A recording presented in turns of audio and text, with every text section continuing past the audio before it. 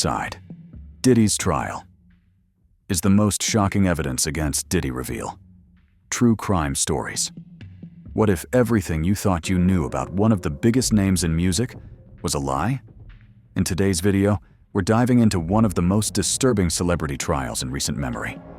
Sean "Diddy" Combs, a mogul with decades of chart-topping success and global influence, now stands accused in a federal court not just of drug use, but of manipulation, extortion, and calculated violence.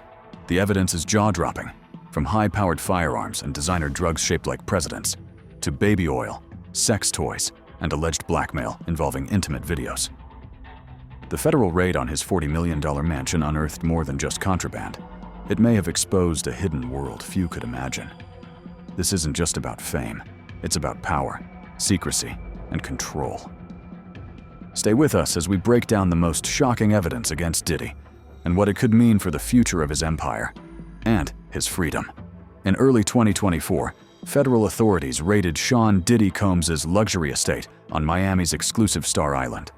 What they found stunned even seasoned investigators. This wasn't just a celebrity scandal, it was a potential blueprint of a double life, fueled by drugs, control, and unchecked power. Agents entered Diddy's home under a warrant related to an ongoing federal investigation involving sex trafficking, drug distribution, and weapons charges. What they uncovered went far beyond what anyone expected. Room after room was filled with evidence that painted a disturbing picture. There were firearms, secured, yet accessible, posing the question: why did Diddy, a man worth hundreds of millions, feel the need to keep an arsenal? There were drugs, some prescription, others illicit. Pills shaped like former US presidents, including Barack Obama, raised eyebrows. There were also stimulants like ketamine, MDMA, and even Molly, all found among paraphernalia suggesting frequent, heavy use. Then came the sex-related materials, baby oil everywhere, scattered across floors, nightstands, and even atop dressers. Dozens of sex toys and high heels were found in what some described as a freak-off room. It was reportedly a space used for private parties that blurred the lines between consent and coercion. Photos displayed in court revealed meticulously organized cabinets of narcotics, including Percocets, and dozens of Gatorade bottles filled with unknown fluids. One former employee testified that Diddy consumed drugs every single day, often beginning in the morning. They alleged he mixed weed, ecstasy, and opioids casually throughout his daily routine. But the most explosive testimony didn't come from agents or forensic experts. It came from the people who knew Diddy best. One former assistant described seeing him use Molly before meetings, partying for days at a time, and allegedly threatening to destroy property as a warning to his enemies. He even talked about blowing up a man's car overseas just to make a point. Then came the emotional gut punch, the testimony of Cassie Ventura's mother. According to her sworn statement, Diddy directly confronted her, demanding $20,000 as repayment for his relationship with her daughter. He allegedly threatened to release private, intimate videos of Cassie if they didn't comply. Out of fear and desperation, the Ventura family took out a home equity loan to wire the money. Days later, the funds were returned, but the threat had already been made. This wasn't just about celebrity excess. Prosecutors began to frame the case as a pattern of racketeering, using wealth, fame, and intimidation to create a world where Diddy could do anything and silence anyone. The guns served as protection, sure, but also power. The drugs weren't just recreational, they were currency.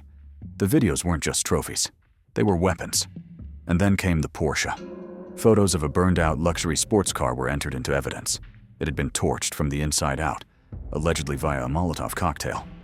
Prosecutors argued this was retaliation against someone who had crossed Diddy. It wasn't just vandalism, it was a message, a show of force designed to terrify. The visuals, charred metal, shattered glass, scorched leather, left an impression on the jury.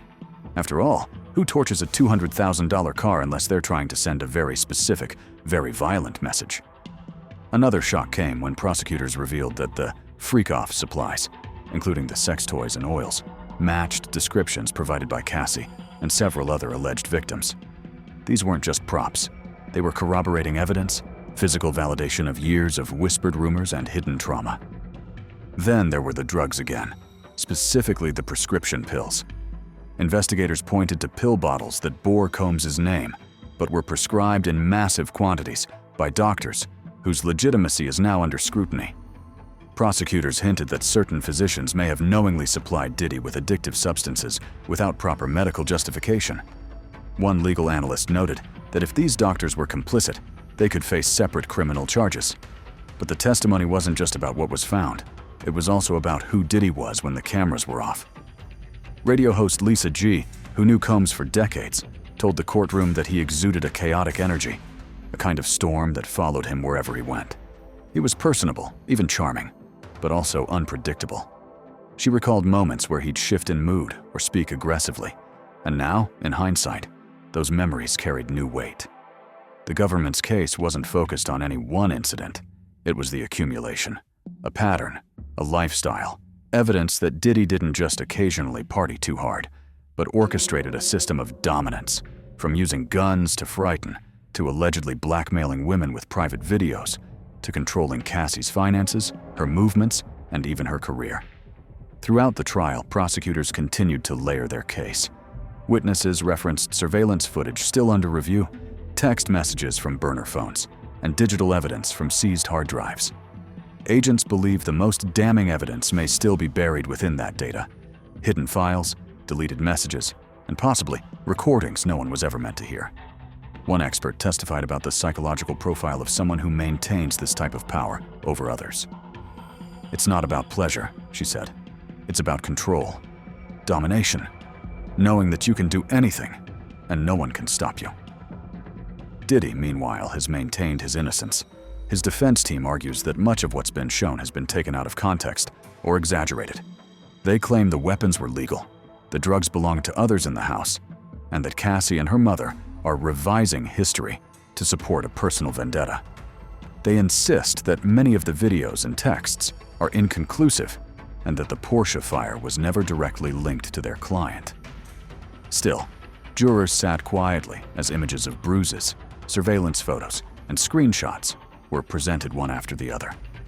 They heard Cassie's tearful testimony, listened to experts break down patterns of abuse, and watched the prosecution stitch together a narrative of power turned toxic.